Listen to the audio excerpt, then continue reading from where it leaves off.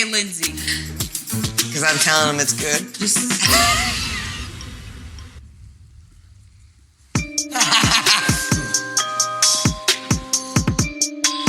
Damn, dog.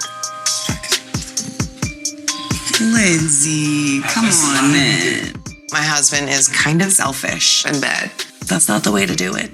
Hey guys, welcome back. This is By the Book and we are your married relationship coaches. Today, talking about Married at First Sight, season 14, episode 14. Yeah. I got it right? Yeah, I think you got it right. All right, so as you can see, we're going to hop right into Mark and Lindsey again. I'm tired of them. But they bring the most drama, so we always talk about them. Yes. Every week. Never a dull week with Mark and Lindsey. Yeah. So this week, we get to see the couples retreat. And it's all about Lindsey again. Of course. You know, she's making everything about herself. Things seemed like they were going okay at first.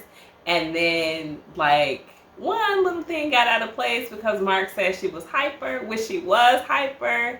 She was super annoying to me just to look at as a viewer. So I can't even imagine being him. I take my sleep extremely seriously. Honestly, if you were poking me in the morning, I would murder you. So, and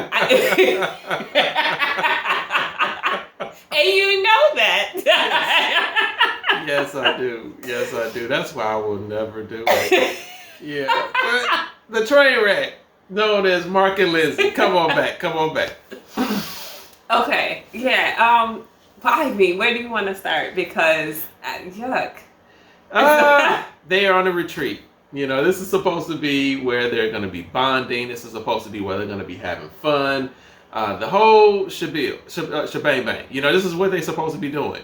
But true to form, Lindsey gets offended because Mark says that she's hyper. Mm-hmm. You know, and so out of all the things that he could have said of how she behaves or anything, he says she's hyper and she has a problem with it. And so that starts the downward trajectory for the couple that this week.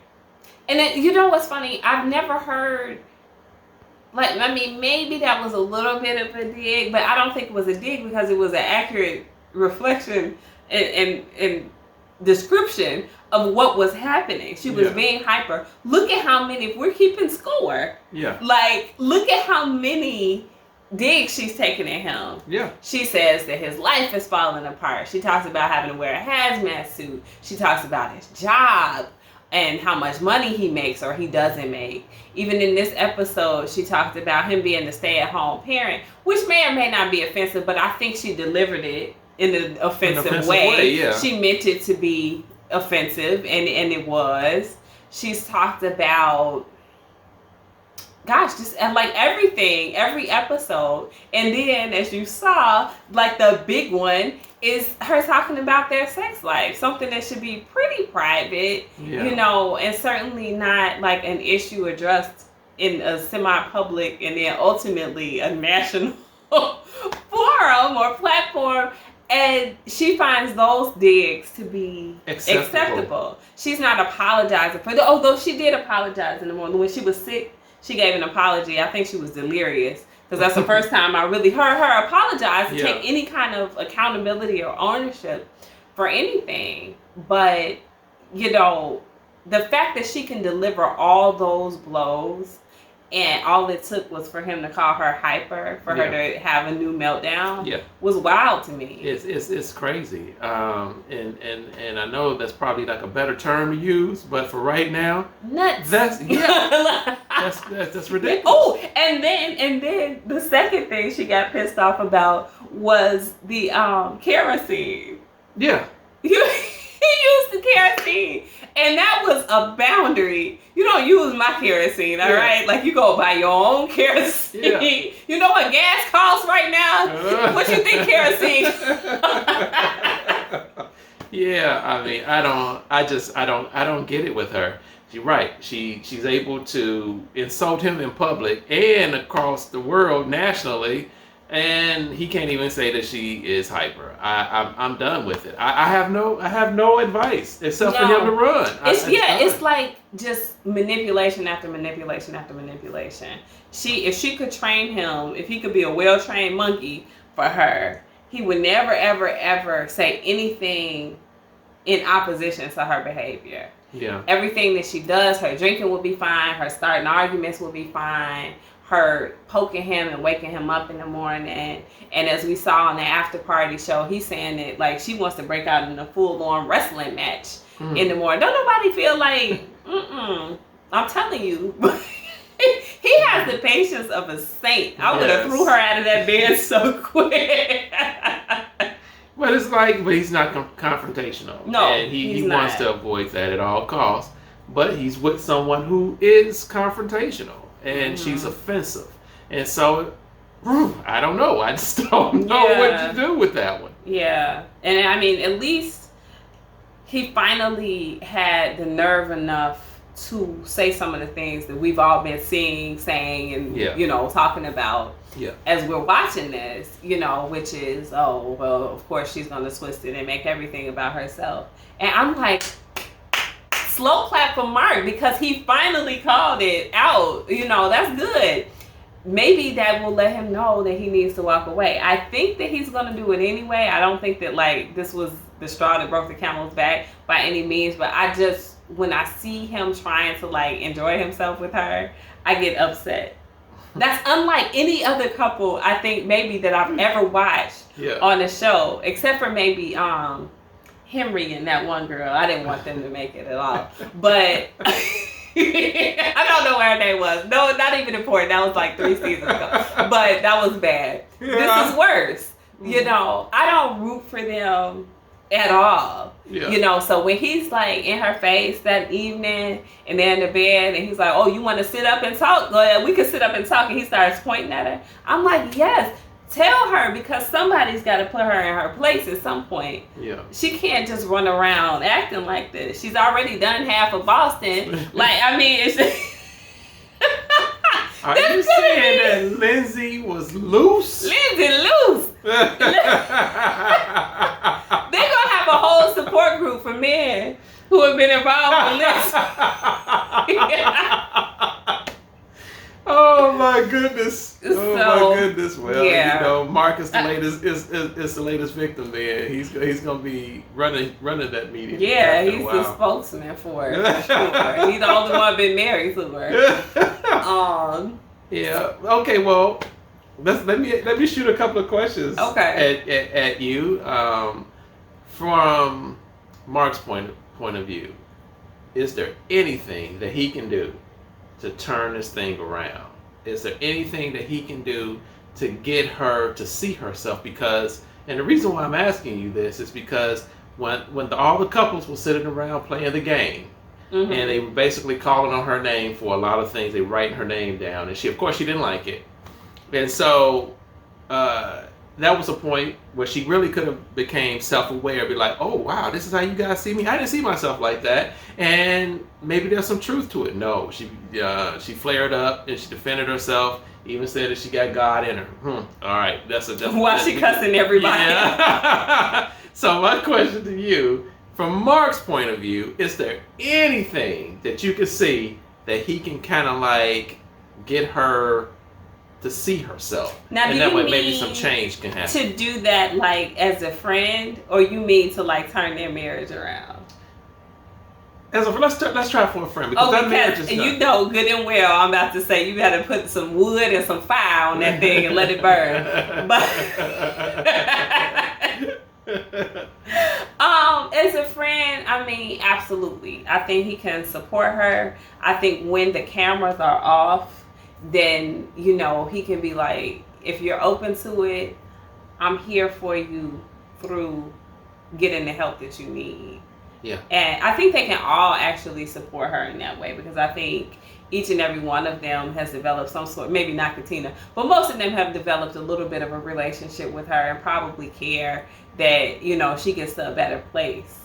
And yeah, I mean, I think it would be great for her if all of them, they might even need an intervention Be like, dude, you need some help. She does. But that's about it. She's not ready in any way for a relationship. And you've said this before. Like, she shouldn't even be pursuing a relationship. She shouldn't be in a marriage or anything before she's in counseling, because her issues run deep. Yes. And there isn't a clear resolution to them in sight. She's going to keep doing this in every relationship that she has until something inside of her changes. Yes. So. Yes. The classic saying, hurting people hurt people. And Lindsey... She tried it. She tried it with him. Ooh wee. She said that he was... What did she say about him being in bed? That he... She would lie and say he was good in bed. Yeah. Well, how did we forget? That's the clip we showed. Yeah. Okay. So my question for you is... First of all, as a man, how can you receive that type of blow to your ego in a kind of public setting? Oh, I wouldn't do so well with that. You see, you got me stuck. I wouldn't do. You might need to take a sip of your drink.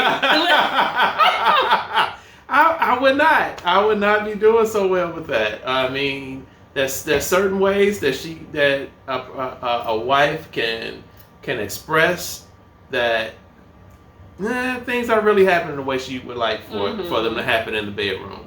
And I think, hey, let's have a talk, X, Y, and Z. I didn't really like when you did this, and then, oh, really? I thought you liked. No, I didn't like that.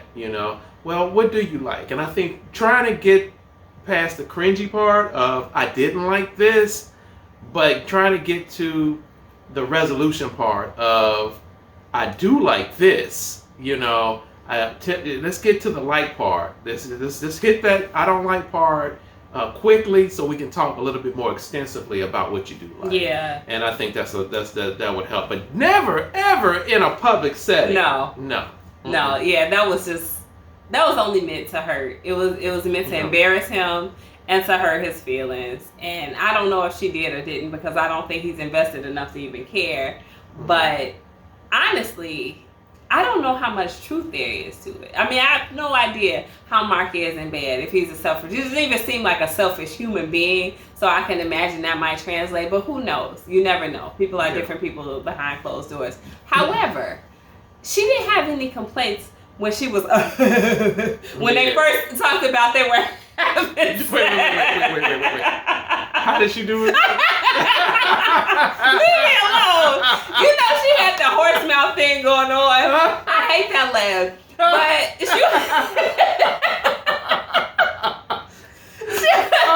oh my goodness, that was awesome. She didn't say anything about any problems that she had in bed. And that was the time. What was it, like week 2? It was super early. So if she had an issue with him, I could have believed it if she brought it up back then. Now I just feel like she's just taking digs because she's evil, And like you said, she's hurt. She wants to hurt him. She wants to embarrass him. And, I hope in these 11 days that they have left that he just lets her have it. Like, he gave her a little bit, just a teeny little taste of like what it's like to get a little bit of his wrath. But I need it to come all the way out. Yeah. He needs to light into her. And well, I think if he does that, it will be justified. It really would. But I think that would serve her narrative that she wants to give on him anyway. That he's uncaring, that he's this and that or whatever. And so she gonna paint that picture anyway. You might as well earn it. Go ahead and give it to her. Because she just said, as much stuff as she said about him, after that bowling alley incident, I couldn't blame him for anything that he said going forward. So I think that he's demonstrated a huge amount of restraint, and it can be nothing but commended. But now is the time to just let it rip. Before we leave, we're having fun with it, but the seriousness of it is if you're in a relationship with someone who's abusive, get out of that relationship, or at least put it on pause long enough for that person to get the help that they need. And Lindsey needs a lot of help. She needs a lot of counseling, a lot of therapy. I mean, because she has a lot of hurt inside and she's carrying around a lot of baggage. And because of that, she's going to hurt the person who's closest to it. And right now, that's Mark. And so as long as he's there, or as long as whoever's there, they're going to be her verbal and emotional punching bag. And no one deserves that type of treatment. No. So that's the serious part of it. All right, guys. So let us know what you think. Tell us if you think she's legit in saying he was selfish and bad in bed, or if she's just saying that to hurt him. I'm curious what you guys' opinion about that is. And but as far as Mark and Lindsey, that's all we got. It's the same story. It's just a different day. And unfortunately, yeah, I'm sure it's gonna be more of the same next week. So looking forward to that. Hope to see you then. Like, share, subscribe, and we'll see you next time.